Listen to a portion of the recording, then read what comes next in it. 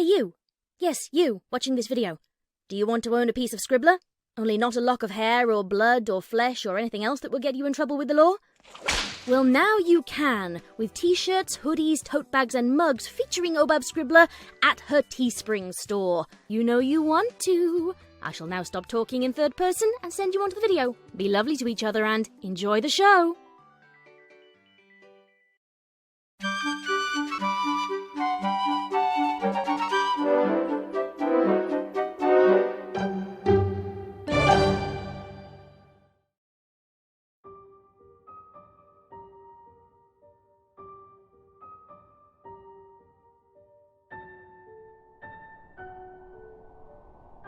The night was fierce and wild with the roar of an Arctic blizzard. Even inside the Crystal Empire's train station, Cadence could hear it.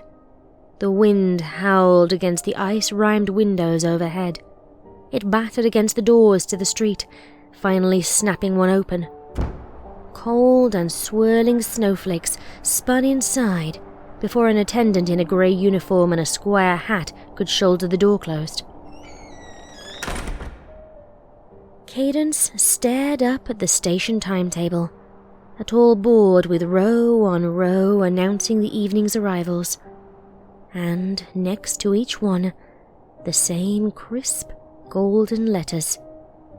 Delayed. The station was like a thing abandoned, so different from the manic energy the place had shown just 2 nights before when Shining Armour left for Canterlot. Scattered wreaths and banners, hung for Hearthswarming Eve, struggled vainly to cheer its emptiness. Cadence stood alone at the station's heart, and the only other pony she could see were 2 of the uniformed attendants and 1 grey mare with an instrument case sitting slumped against a wall, apparently asleep. Another grey mare stood in another station, 3 weeks before another Hearthswarming, waving goodbye to her only daughter. Like a low gong, the bell of the tall, crystalline station clock began to toll, but nothing stirred. The grey mare still slept beside her hard black case, the attendants still huddled together, speaking in hushed voices.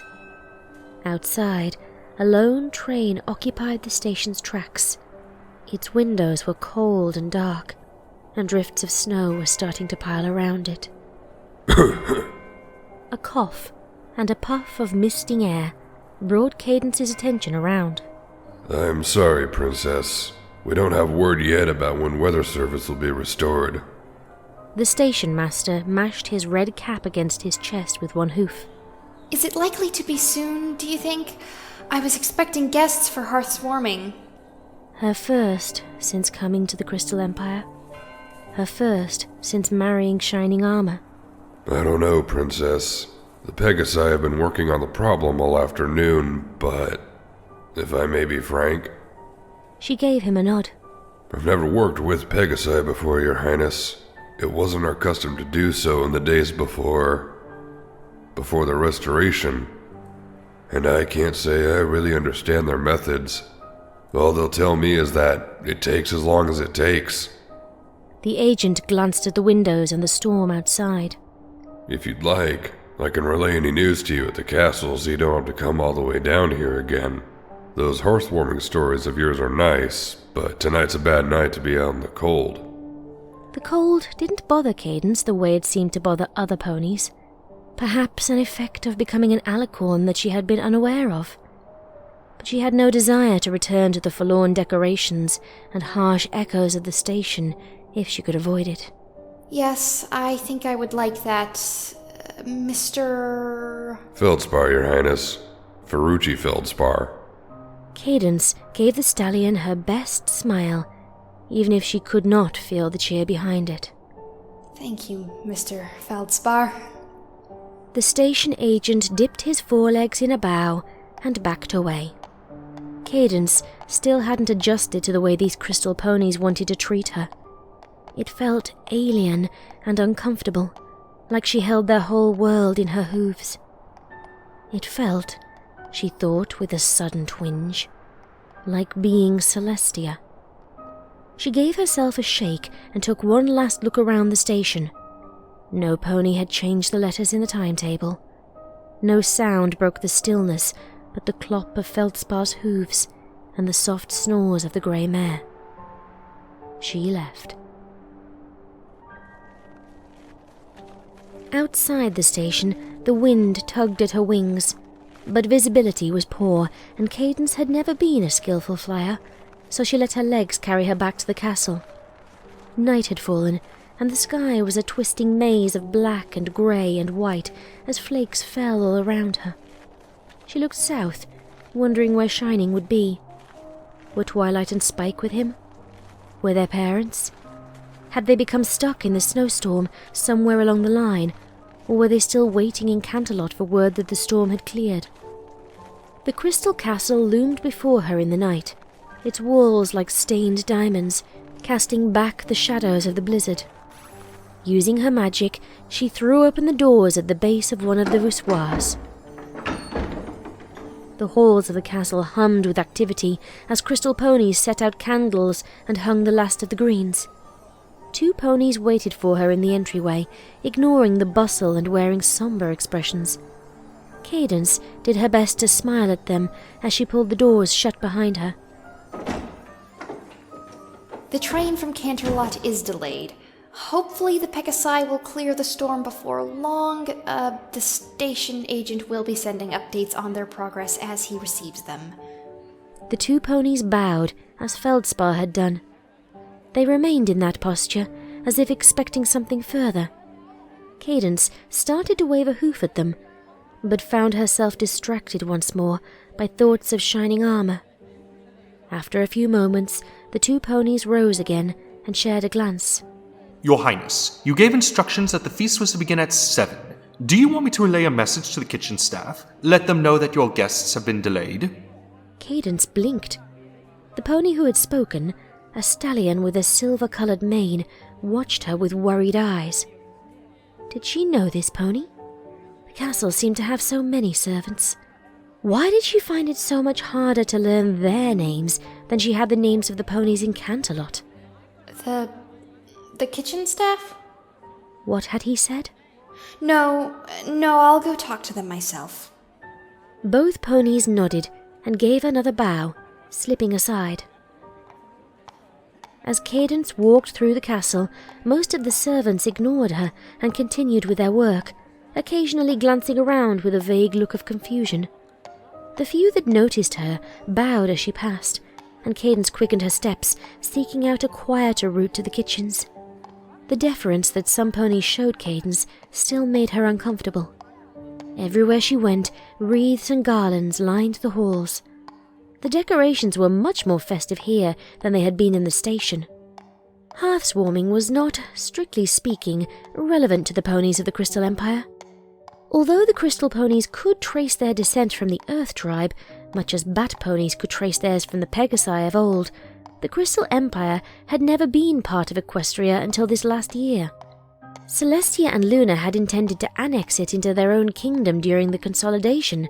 Her aunt had said as much when Cadence was first sent here. But Sombra's curse had banished the Crystal Empire before the princesses could bring this land into the fold, and so the Crystal ponies had only had a short time to learn the ins and outs of equestrian culture. Cadence had insisted that the castle be fully decorated for hearths-warming, but the rest of her little kingdom hardly seemed to know that a holiday was upon them.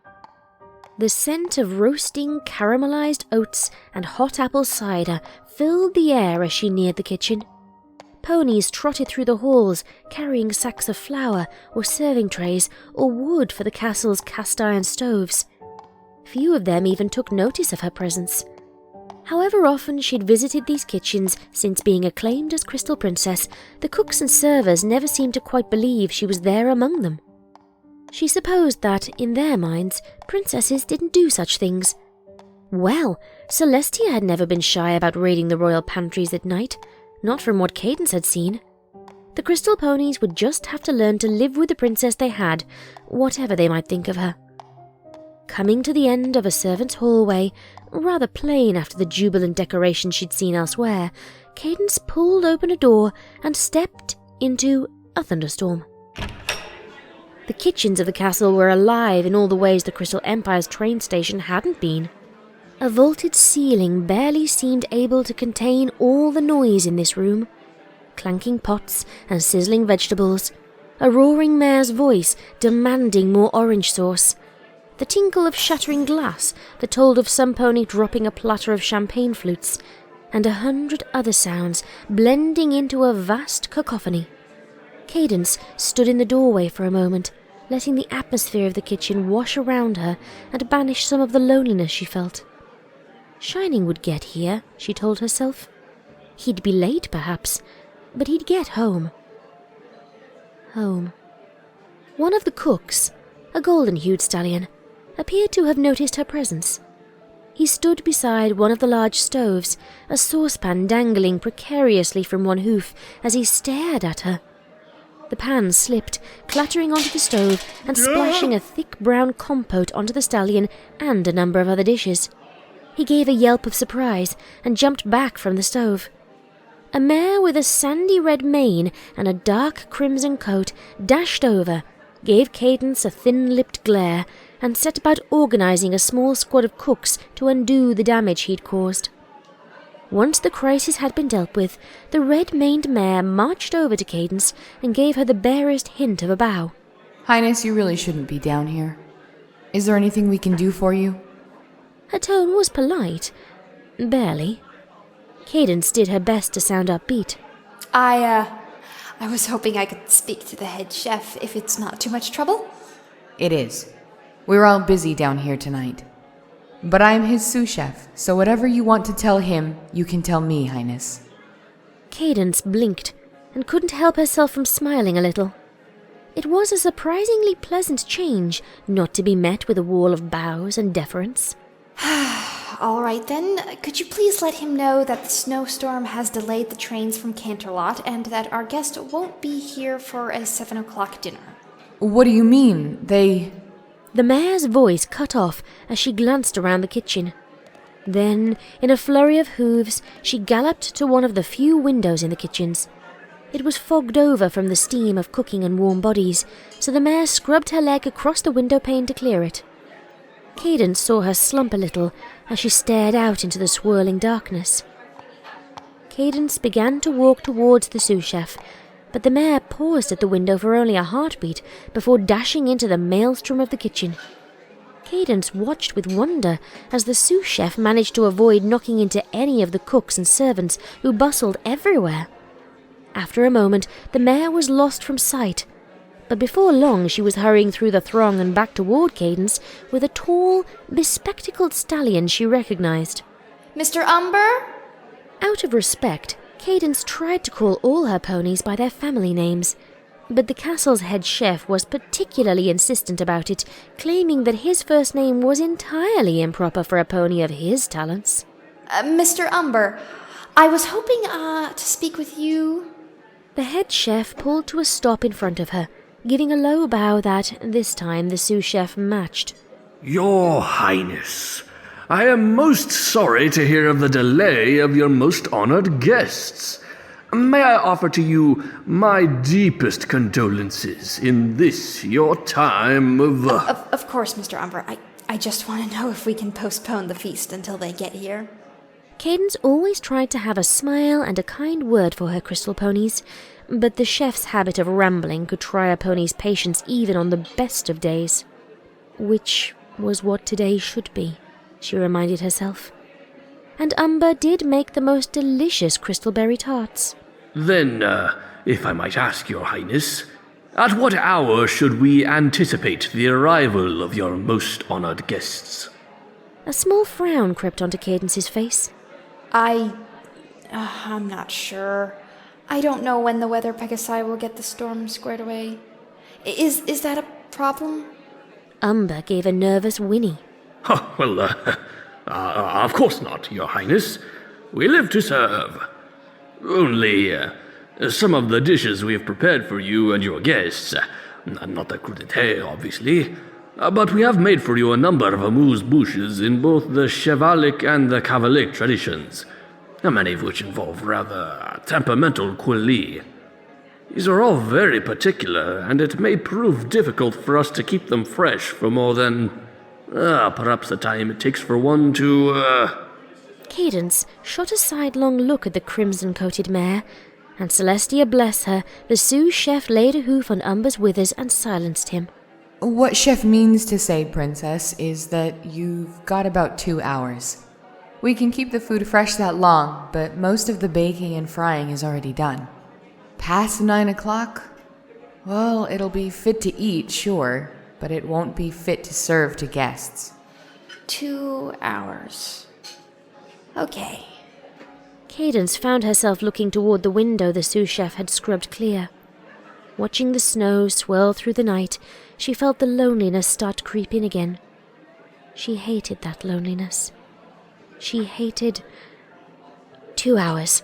She needed something to do. She wasn't about to let herself mope around the castle all night, waiting for Shining to come back, waiting for Twilight and their parents, and... No. This was Hearth's Warming Eve. Hearth's Warming Eve was supposed to make ponies happy. Shining was going to come for her. These preparations would not be wasted. A gust of wind plastered snowflakes against the window pane, and Cadence felt herself begin to smile. Her first real smile in hours. She turned back toward the head chef and his lieutenant. Mr. Umber, most of the work for tonight is done already, yes? Of course, Your Highness. Since, after all, we were planning to receive your guests in the next, If you're just keeping everything fresh, you won't need every pony here, yes?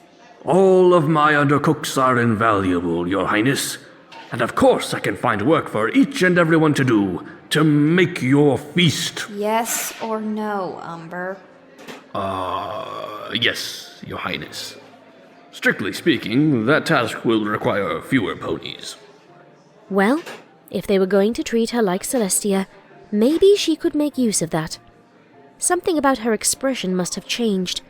The sous chef was giving her a rather disconcerted look. Cadence amplified her voice so it could be heard all the way across the kitchens.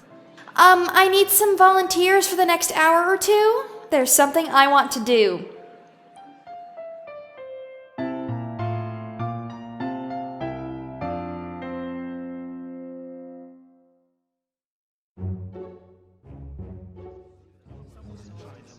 "23 ponies stood in the entryway to the Crystal Castle, 24 if Cadence counted herself. Every pony but her wore an array of scarves, jackets, hats, and boots. Beside Cadence, the red-maned sous chef from the kitchen stood, tugging a rather garish knit cap over her head. Princess, are you absolutely sure this is necessary? I mean, not to question your royal will, Your Highness, but wouldn't you be happier indoors? Maybe sitting by the fire with a nice mug of cider? Like any sane, Cadence smiled. I don't think I caught your name. Cinnabar Spice, Highness. I wasn't suggesting you might be a few dolomites short of a it's pretty cold out here. That's precisely why we are going to do this thing, Miss Spice. Because tonight is Hearth's Warming Eve, and because... She drew herself up, adopting her cloak of regal authority. Because singing drives back the cold. Cinnabar frowned. If you say so, Highness. Cadence patted Cinnabar on her withers before turning back to the other ponies. She pitched her voice loud to carry over their uncertain mutters. Okay, is every pony dressed appropriately? Are you ready to do a bit of caroling? As one, the assembled ponies bent their forelegs and lowered their heads. No bowing. Not tonight. Cadence tossed her mane and grinned. This is Hearth's Warming Eve, and tonight we're going to have fun. Stepping forward with determination, Cadence threw open the castle doors and cantered out into the night. Cinnabar and the others followed, their hooves clip-clopping mutedly against the snow-covered roadway. Cadence turned north, wanting to begin the caroling with some ponies she knew so the others could get a feel for the activity. Her main stylist, Breccia Shears, lived near the castle in a small, one-story home. It took a few minutes to find the right house in the swirling snow, by which time Cadence could hear Cinnabar and even a few others muttering to themselves in the darkness. Then an orange, blocky structure became visible to the left, and Cadence smiled. She turned toward it and waved for the other ponies to follow. At the door, she raised a hoof and knocked loudly. Then she motioned for the others to bunch in around her. After a minute, the door cracked open, and a thin streak of light spilled into the street. Breccia's face appeared in the gap, staring at the unlikely assembly on the doorstep. It took her a few seconds to find her voice. Princess? Is that you? Breccia Shears, we have come to the castle to wish you a happy hearth-warming eve. Cadence tried to imitate the voice she'd heard Celestia use for scolding students and issuing royal decrees. A happy heart's war. Princess, what's the... But Breccia's words were cut short by a burst of song from the assembled ponies. Tonight we join and celebrate a tale of long ago, when snow and ice encased the land and not a thing would grow. And Luna and Celestia and all we call Equestria gather round, tell a tale. Come join and sing of the heartwarming eve. The unicorns knew sun and moon, but winter's grip was strong. The Pegasi on clouds above could not correct the wrong. With failing crops and starving folks, no earth pony could ease the toll. Gather round, tell the tale. Come join and sing of the heartwarming eve. In conference met the pony tribes, but no consensus found. Recrimination ruled the day, and all ran around. With hate and anger set ablaze, the three tribes went their separate ways. Gather round, tell the tale. Come join and sing of the heartwarming eve. Each tribe set out to find new lands, bound by snow and ice. And when they did, they met again, for they had found it thrice. When as their wrath they did reprise, the winds began to bite and freeze. Gather round, tell the tale. Come join and sing of the heartwarming eve. To save themselves from winter's cold, they hid within a cave. And one by one each pony froze, all those by rage enslaved. But from each tribe one clung to life, as one they banished hate and strife. Gather round, tell the tale. Come join and sing of the first heartwarming eve. Tonight we join and celebrate an end to ice and snow. 3 ponies of Equestria, they set their hearts aglow. The flames of friendship burning bright have banished endless winter's might. Gather round, tell the tale. Come join and sing of the first heartwarming eve. Cadence found herself a little surprised by how well the song went. They had only practiced it twice, back in the castle, but these ponies seemed to be quick learners. Of course, many of the crystal ponies still seemed to think that when your ruler demanded something of you, you either did it or resigned yourself to being strung up by your forehooves and whipped in the central square. An uncomfortable thought, as always.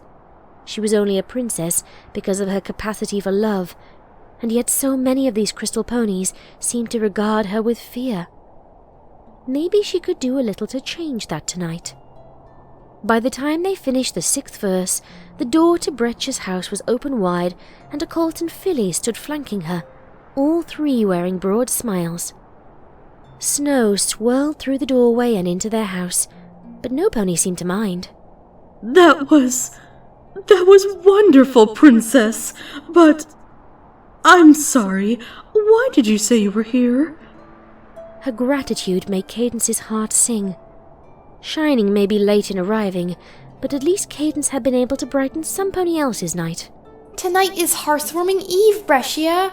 I thought we'd discussed it before, though. The cheeks of the stylist darkened from their usual tan to a dusty rose. Oh! Is this the holiday you were talking about at the salon last week? I didn't realize it was important, but you all must be so cold out there. Can I invite you in for a little while? I think we have some hot cider, and I was baking cookies for Nickel's birthday. There are still some left over. Do you mind sharing, Nickel? The little colt still wore a bemused expression, whether from the song, the crowd in front of his house, or the fact that a princess was standing on the doorstep chatting with his mother in the middle of a snowstorm.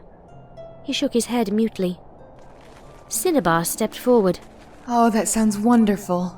It's really much too cold out here for normal ponies to be gallivanting around, and I'd love to get some— Miss Spice, when I asked for volunteers, I was hoping those volunteers would help me spread some hearthwarming cheer at more than just a single house. Yeah, but she said we could— Cadence's lips tightened. Cinnabar's voice fell off when she met Cadence's eye. Oh, fine. I guess it's not really that bad when you're dressed for it. Cadence turned back to the open doorway and smiled. Thank you very much for the offer, Breccia, but we'll have to decline. Anyway, I'm sure your son will appreciate not having strangers steal all of his birthday cookies. The little colt found his voice at last. That's okay, Princess. I don't mind sharing with you. Mom said you're really nice, and I'm sure you'd like them. Mom makes really good cookies. Cadence grinned.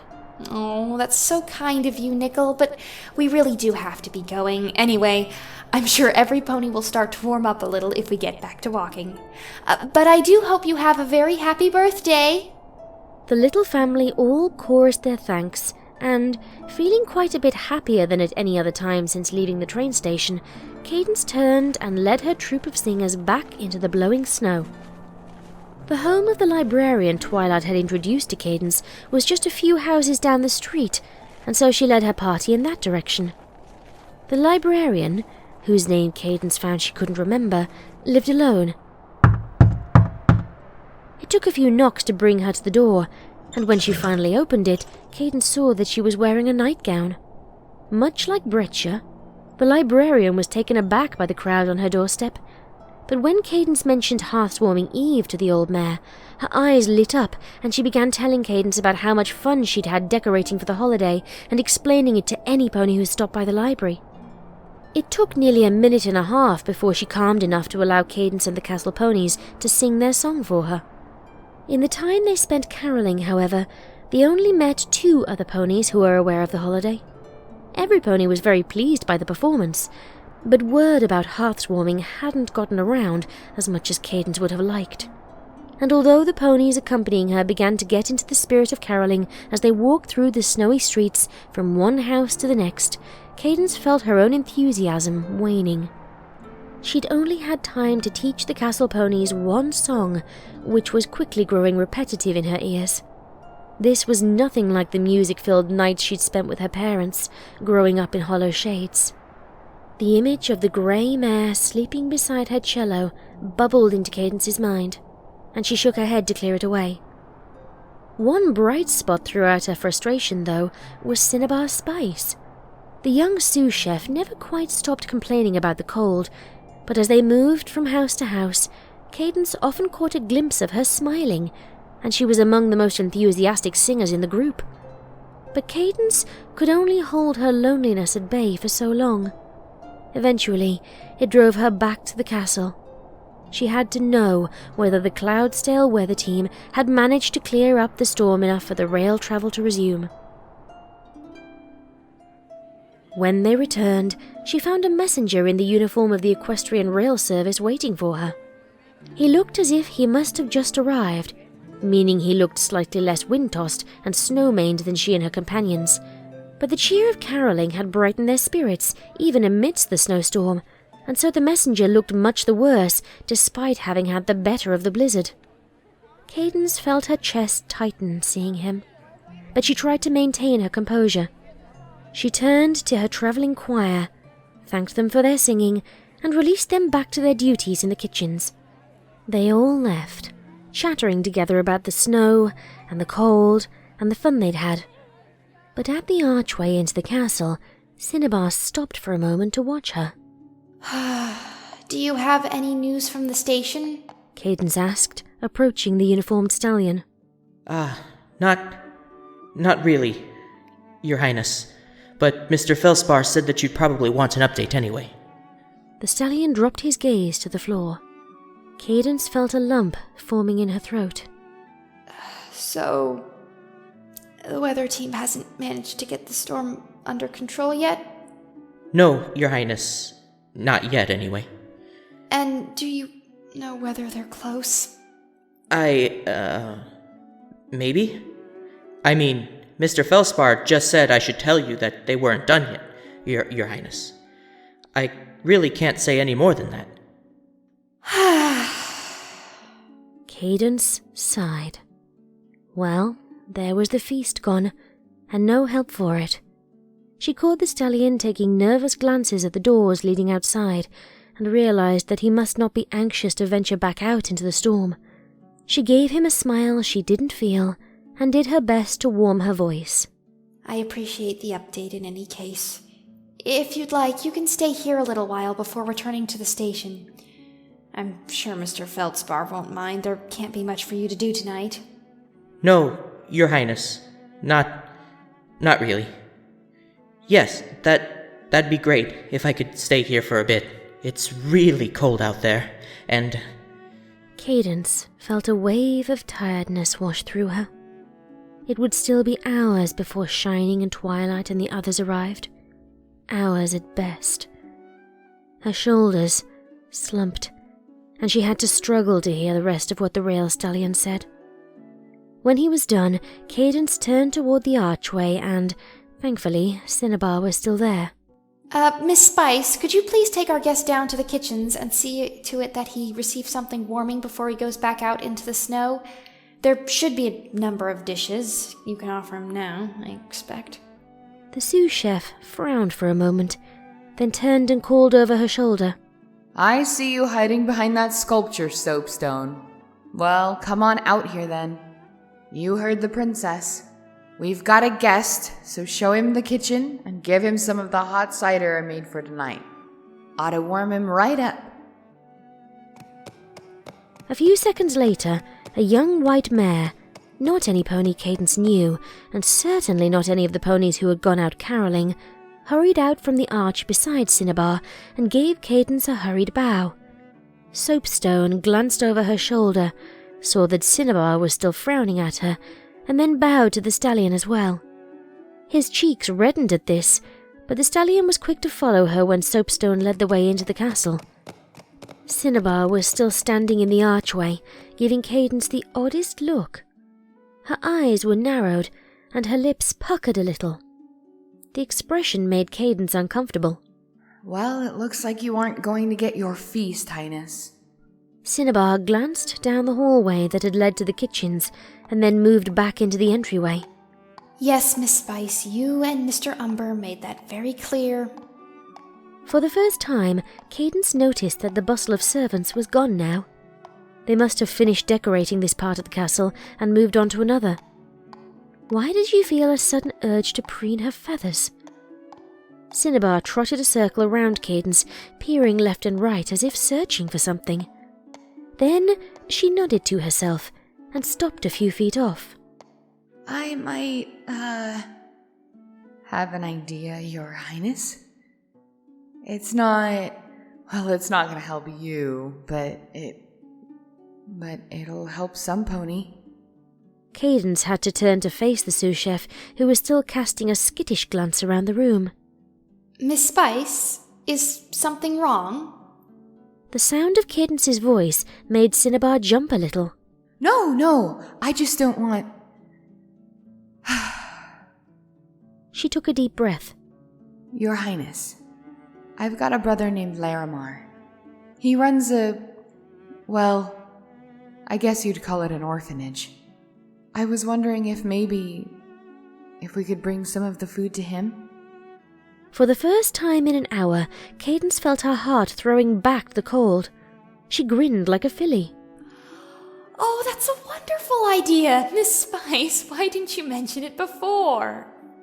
Well, Highness, you gotta understand something. A lot of ponies died back when King Sombra ruled here. And he ruled for a long time. And one thing you gotta say about him, he was efficient. He didn't like wasting resources. So never mind that he was the one killing ponies, execution or overwork, hardly matters the reason. King Sombra made sure that any foals that got left behind still had a place to grow up. One big home for every colt and filly he orphaned. After all, you can hardly run a country if you run out of subjects to enslave. Larimar and me, that's where we grew up. And eventually, King Sombra, he made Larimar the head of that orphanage.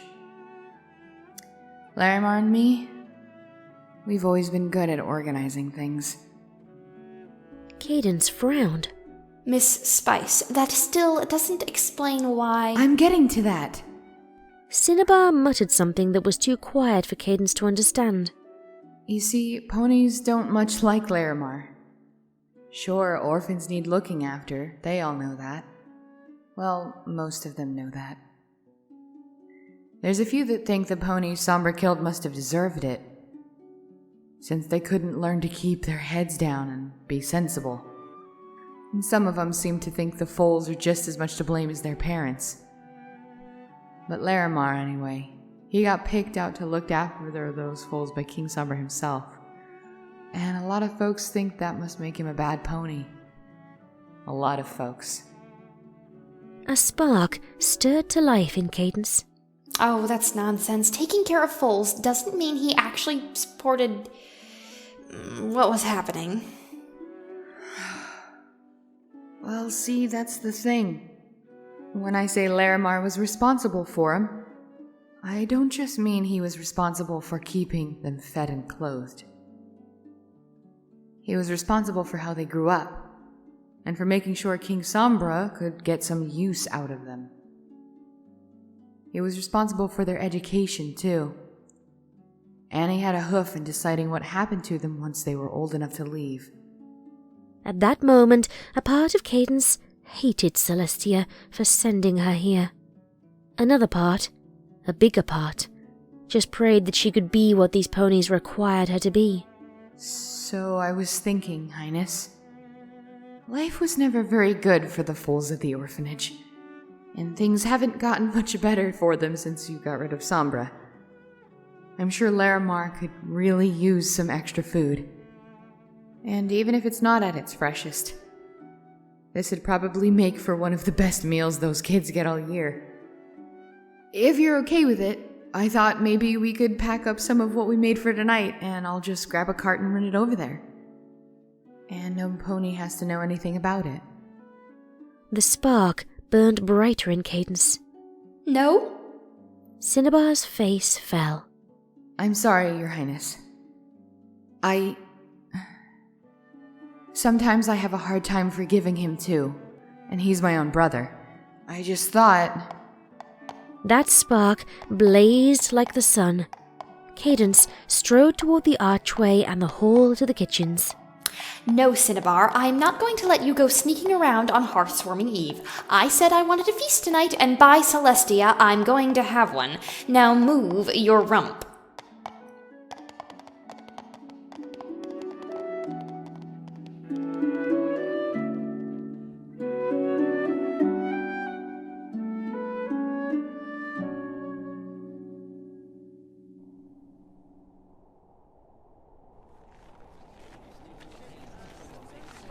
Close to an hour later, Cadence led a surly procession of castle servants through the snow to a squat, cobalt-blue building that occupied an entire city block.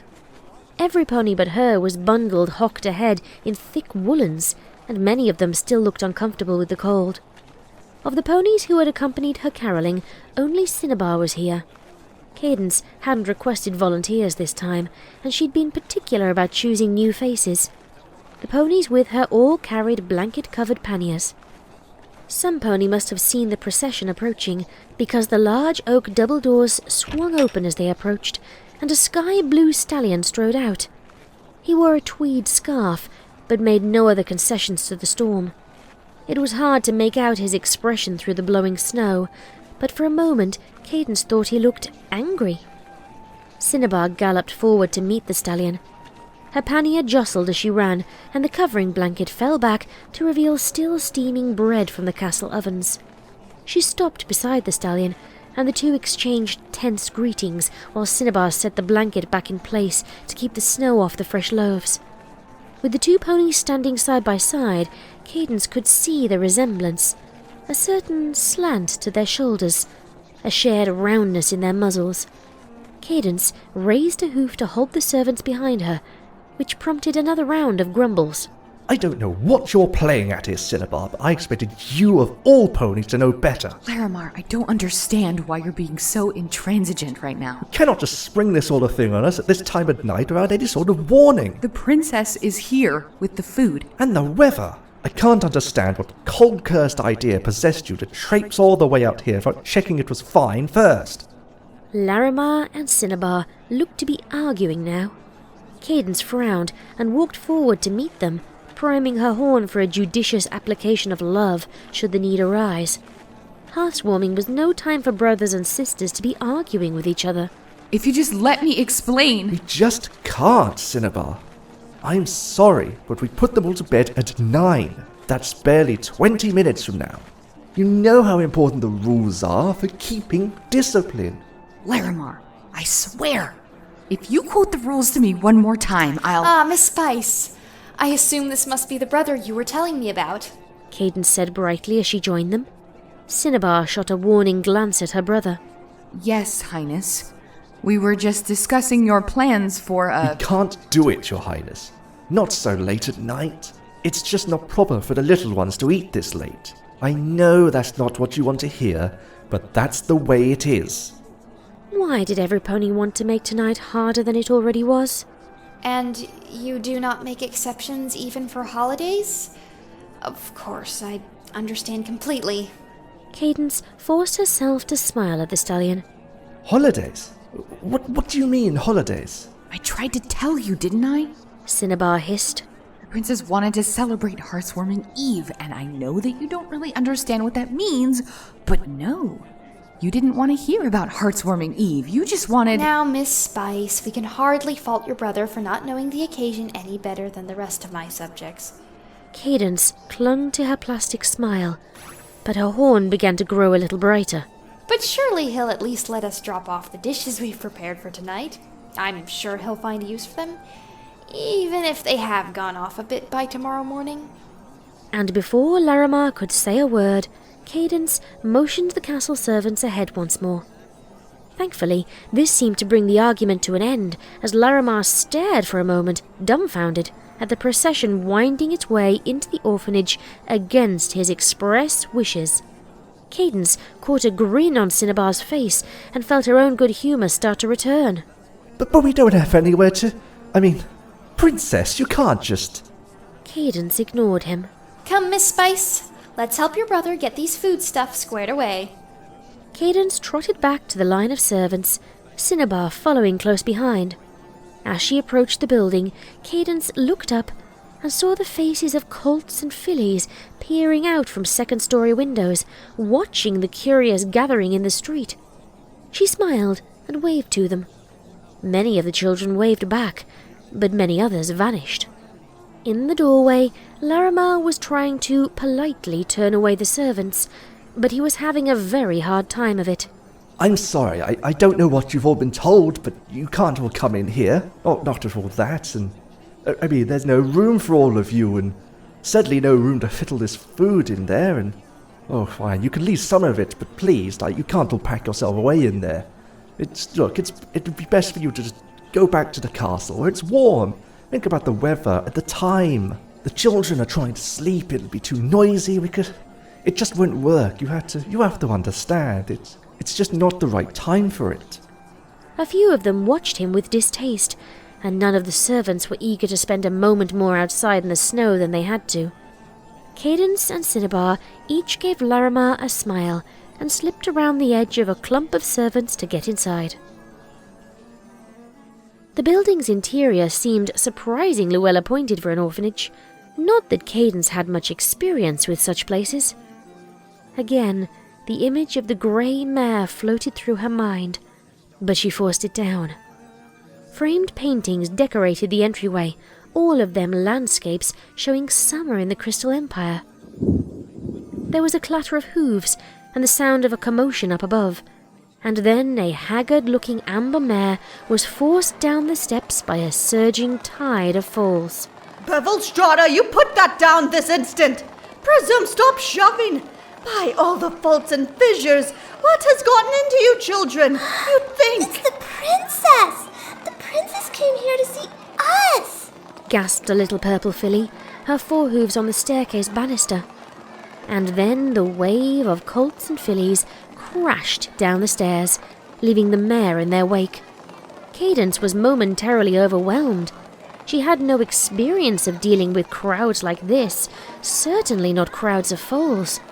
So many tiny voices, all clambering over each other to get her attention. They washed around her, hopping up and down. They washed around the castle servants as well, many of them seeming just as happy to meet any outsider as they were to meet a princess. Except for a pair of slate-grey kitchen stallions who were doing their best to look impassive, the servants all watched the bedlam with pleasantly bemused expressions. Every pony, hush! Larimar's voice cut through the clamour like a hot knife through butter, and incredibly, the children fell silent. Their eyes all turned toward him with rapt attention. Larimar turned to Cadence and Cinnabar and gave them both a withering look.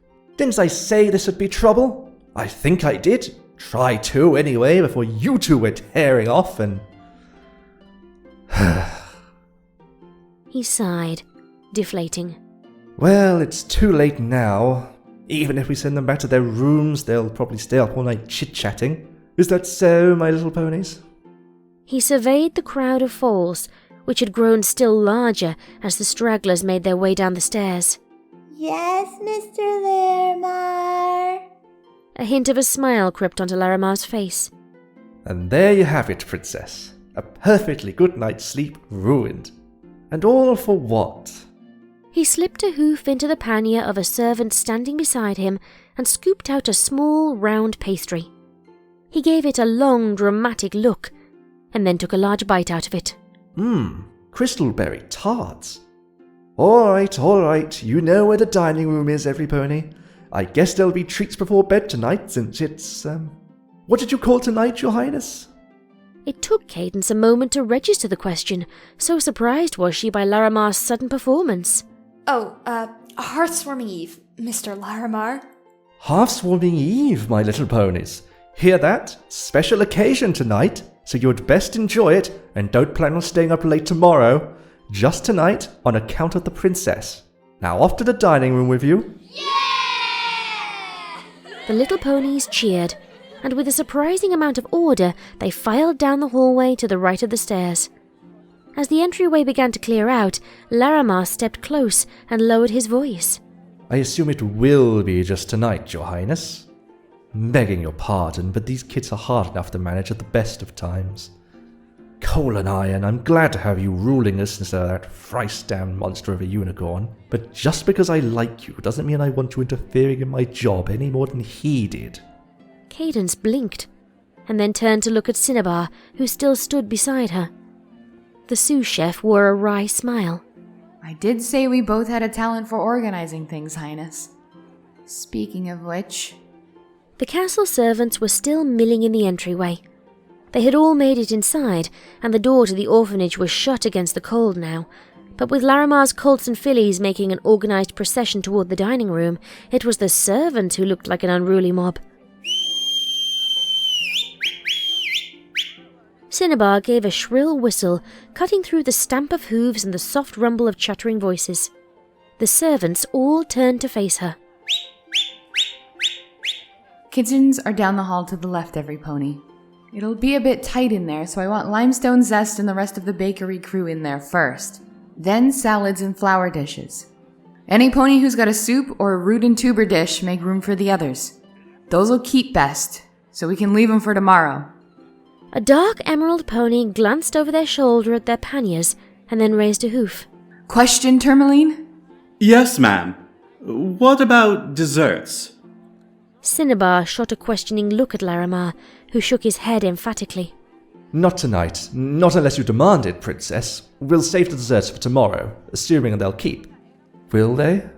Everything but the tarts. Anyway, your foals have already seen those. They'll be expecting them. All right, the tarts can go out tonight, but that's all. He fell silent for a moment, and the castle servants began to sort themselves and move toward the kitchen. Ow! Cinnabar clouted Larimar on the shoulder with one hoof, and he gave her a surly expression. Then he took a deep breath and spoke again. One other thing.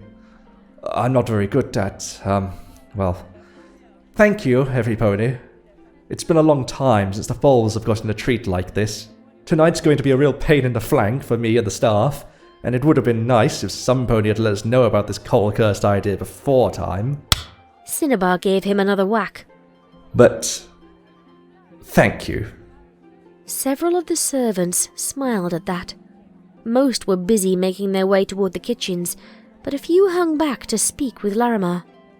Cadence was pleased to note that at least 2 of them were among those who had been looking at the stallion with distaste earlier. Apparently, being confronted with an army of energetic young foals was enough to thaw a few hearts. For a moment, the image of a little purple unicorn filly flashed into Cadence's mind. Her throat caught, and she turned away from the bustle. Okay, Highness. I think we've got things moving in the right direction. I don't know if you wanted to do anything for the foals, but now would probably be a good time, while they're waiting in the dining room. I'll go sort things out in the kitchen for you. Get this all moving. Cadence found herself staring out a window at the still falling snow. Drifts were already starting to form against some of the houses nearby. Actually, Miss Spice, if you wouldn't mind, I'd like it if you could arrange things here. I feel like I need some fresh air. Cinnabar blinked at her. What do you mean? Are you planning to leave? Now? After getting those colts and fillies all worked up? The snow pulled at Cadence. I'm sure you and your brother can handle everything just fine, Cinnabar. What about your holiday? I thought you wanted us to understand. Hey, wait! You can't just go and... Cadence did not hear the rest of what Cinnabar said. The howl of the wind cut her off as Cadence pulled open the door. She stepped out into the storm and took one last look at Cinnabar. The mare glared at her from inside the building, and with her magic, Cadence pulled the door shut again, leaving herself outside. Alone. Something felt right about that. She began to run toward the station.